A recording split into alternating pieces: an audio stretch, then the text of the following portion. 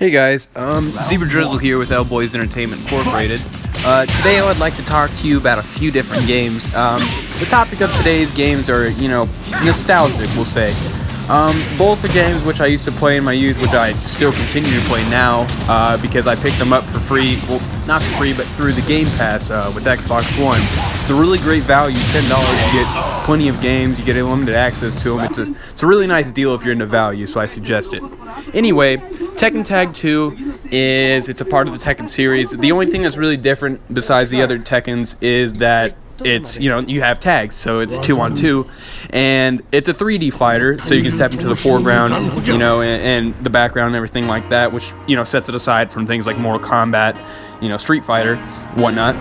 But, and so that's a really interesting mechanic. But also the other thing that really draws me to Tekken, and a lot of other people, I'm assuming, is the sheer amount of combos mapped for every character. Every character has, it's like at least 100, I think like anywhere from like 100 to 112 is what every character has, give or take. But what's also really cool about Tekken Tag 2, which incorporates the combos, is that there's special like tag combos. Like if you pick King and Armor King, they have two combos that they're only unique if you have both of them on your team. And they have like special tag-ins where you tag in your opponent, or you tag in your ally, and then you and your ally do this unblockable combo onto your enemy. And that's a really cool mechanic. That's what I think that's really nice about Tekken Tag 2. The matches that they're so dynamic. There's such a measure of different combos and tactics you can use. So every match is never the same. There's always it's a mixed bag. But what I liked about Tekken Tag 2 is that there's a plethora of things you can do offline and online. Offline being ghost mode, which is, you go on and on and on, increasing the amount of money you earn, fight money you earn in every fight that you win. And then, once you lose, you reset your streak, just see how far you can go, and you rank up. But the ranking system is the exact same as the online mode. Offline, like I was talking about, there's also arcade mode, with stages 1 through 10. You could speed run them, or just basically, being able to see if you can beat the final boss, which is, it's pretty rewarding when it's your first time doing it.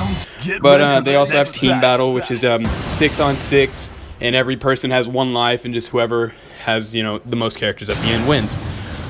Just the thing about Tekken Tag 2 is that there's so much you can do offline that, it can keep you so occupied, but then you don't even scratch the surface when you get to the online, because the online, it's the exact same as the offline, except it's just everything's so intense with the ranking and everything.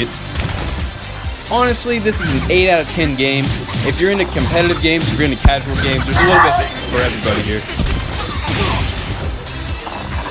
So, no matter what you are really into, be it, competitive or casual gaming with your friends, or just, stomping people in Brazil, maybe, it's just whatever you're really into, I think Tekken Tag 2 is for you. And now onto the subject, here's our little intermission of photos, here's our Minecraft server. We'll do a video on that later if you guys are interested. Some photos for your viewing enjoyment, so you don't have to listen to me ramble all, the whole video. At least you're getting some entertainment. But the next game we're going to talk about is Ninja Gaiden Black. Ninja Gaiden Black, first originally released on, the original Xbox. Ninja Gaiden Black is this... it's like a hack and slash in a sense, but if you're thinking gameplay mechanics, think of something like Dark Souls, compare it to that. Ninja Gaiden Black is, it's, kind of like I said, compare it sort of to Dark Souls, but I used to play it when I was younger on the Xbox, original Xbox, and I couldn't even get past the first stage. It was so hard. It's just, this is one of those unforgiving games. It gets pretty frustrating at times. There's only select places you can save. There's collectibles, you can find throughout each level. Upgrade your weapons, yada yada yada. General gameplay mechanics. But what makes Ninja Gaiden Black so different than any other run-of-the-mill hack and slash is the simple fact that it's just so goddamn challenging.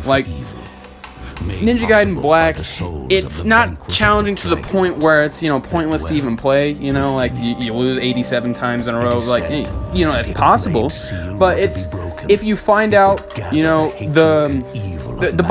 boss fights, really, for an example, you really have to find out, like, the behavior of your boss, and, the mechanics and everything, when to block, when to, jump off the wall and slash or whatever. It's just, it's not hard to the point where you can't practice for it.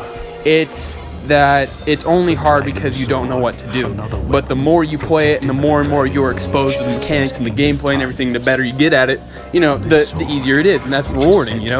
That's kind of the same draw for me at Rainbow Six. That's why I like it. It's you're thrown in, not really knowing what to do, and then the more you play and the more you interact with things in the game, the better you get. And I think it's a really nice little interaction, between player and game. And it's just, if you're into like ninjas or samurais or anything, this is a game for you. Especially, like if you like Dark Souls, like I said. But anyway, hope you guys enjoyed today's video and tune in next week for something else.